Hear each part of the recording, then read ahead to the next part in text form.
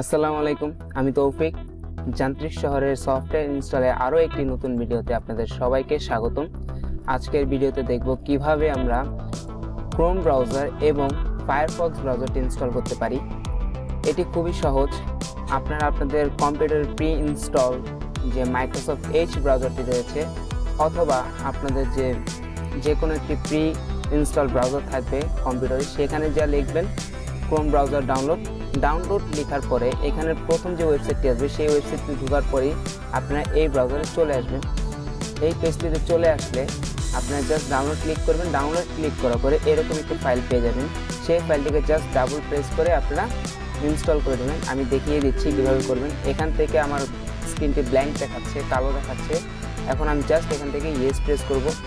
Yes press করার সাথে সাথে দেখেন এটি নিয়ে নিছে। অবশ্যই আপনার নেট কানেকশন থাকা লাগবে, তাহলে সেটি ডাউনলোড হবে এবং অটোমেটিক সেটি ইনস্টল হয়ে চালু হয়ে যাবে অথবা রান করা শুরু করবে। এখান থেকে দেখতে পাচ্ছি মজিলা ফায়ারফক্স, সেম এটিকে এভাবে আপনারা ডাবল প্রেস করবেন। ডাবল প্রেস করার সাথে সাথে এটিও ডাউনলোড হওয়া শুরু হবে এবং ইনস্টল নেওয়া শুরু হবে। এখান থেকে আমি ইয়েস প্রেস করে দিলাম। ইয়েস প্রেস করার সাথে সাথে দেখতে পাচ্ছেন এটিও এখান থেকে ডাউনলোড হচ্ছে এবং ইনস্টল হওয়া শুরু হবে। প্রথমে ডাউনলোড হবে, ডাউনলোড শেষ হলে সেটি ইনস্টল হওয়া শুরু হবে। আর এখান থেকে আপনারা দেখতে পাচ্ছেন দুটি ফাইল রয়েছে। এই দুটি ফাইল আমার ডেসক্রিপশনে দিয়ে দিব।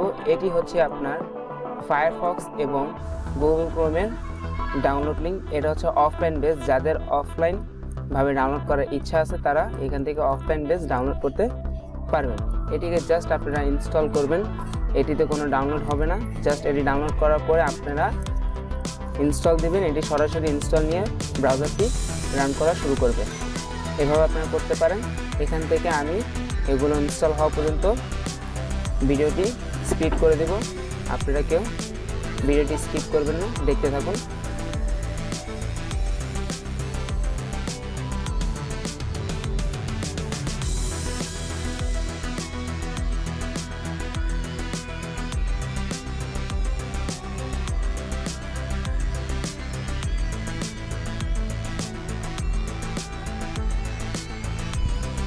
আমাদের ব্রাউজারটি ইনস্টল হয়ে গেছে, ডাউনলোড হয়ে আপনারা দেখতে পাচ্ছেন এভাবে দেখাচ্ছে সেটি ডাউনলোড হয়ে ইনস্টল হয়ে গেছে।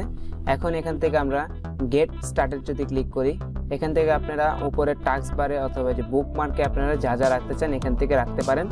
রেখে আপনারা জাস্ট নেক্সট ক্লিক করবেন। নেক্সট ক্লিক করে আপনি এখান থেকে কোনো থিম দিতে চাইলে সেই থিমটি দিতে পারবেন।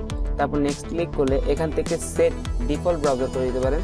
আপনার যে প্রি ইনস্টল যে ব্রাউজারটি থাকে সেই ব্রাউজার থেকে সে চাপিয়ে দিয়ে এখন সে নিজে ডিফল্টভাবে হয়ে যাবে। ডিফল্টভাবে করার জন্য এখান থেকে যে গুগল ক্রোমটি দেখতে পাচ্ছেন এখানে যাওয়ার পর সেট ডিফল্ট দিয়ে দেবেন। এখান থেকে যাদের উইন্ডোজ 11 আছে তারা এভাবে প্রত্যেকটি সুইচ করে নিতে হবে একটি একটি করে, এবং যাদের উইন্ডোজ 7 বা উইন্ডোজ 10 আছে বা উইন্ডোজ 8 আছে তাদের বারবার সুইচ করা লাগবে না। তারা জাস্ট সেট ডিফল্ট দিলে অটোমেটিক সবগুলো সুইচ হয়ে যাবে। তো এগুলো আমি সুইচ করে নিচ্ছি।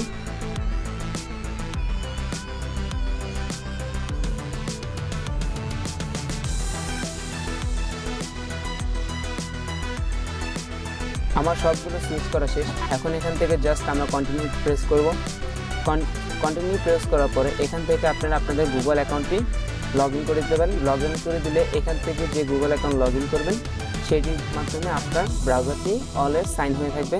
সাইন হয়ে থাকলে আপনারা যে কাজটি করেন না কেন সেইটি গুগলের মাধ্যমে নিতেই থাকবে এবং সেই ডাটাগুলো আপনার অলওয়েজ ব্যাকআপ হিসাবে কাজ করবে। তো আপনারা চাইলে এখান থেকে গুগল অ্যাকাউন্টটি সাইন ইন করে রাখতে পারেন। আর আপনার মন না চাইলে আপনি সাইন ইন নাও করতে পারেন। তারপর এখান থেকে যদি এই অপশনটিকে বাদ দিতে চান তাহলে প্লাস এখানে ক্লিক করে সেটি কেটে দেবেন। তো ওগুলো আর আসবে না। এখন পিছিয়ে দেখতে পাচ্ছেন সেম একইভাবে আমাদের মজিলা ফায়ারফক্স ইনস্টল হয়ে গেছে।